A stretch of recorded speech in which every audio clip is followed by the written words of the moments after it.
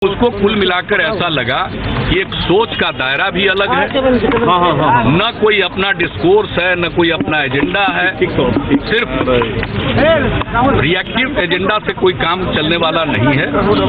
उसके लिए कुछ बात होनी चाहिए थी, लेकिन उस पर कोई चर्चा नहीं हुई इतने दिनों तक। हमने अपनी तरफ से पूरा प्रयास किया है और उसके बाद अंततो गत्वा जिस बिहार में काम कर रहे हैं उस बिहार की ऐसी स्थिति हो जाए जहां के जनमत में आज और कोई बात की चर्चा हो ही नहीं रही है।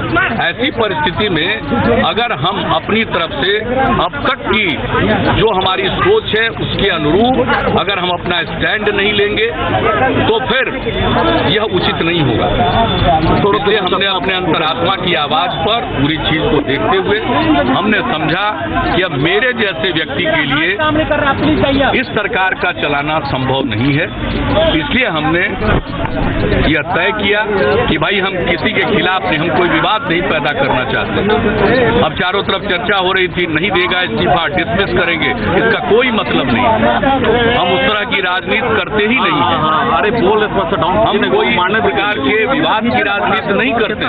हमने देख लिया कि अगर कोई अब रास्ता नहीं है तो खुद ही नमस्कार करो, खुद ही वो जगह त्यागो।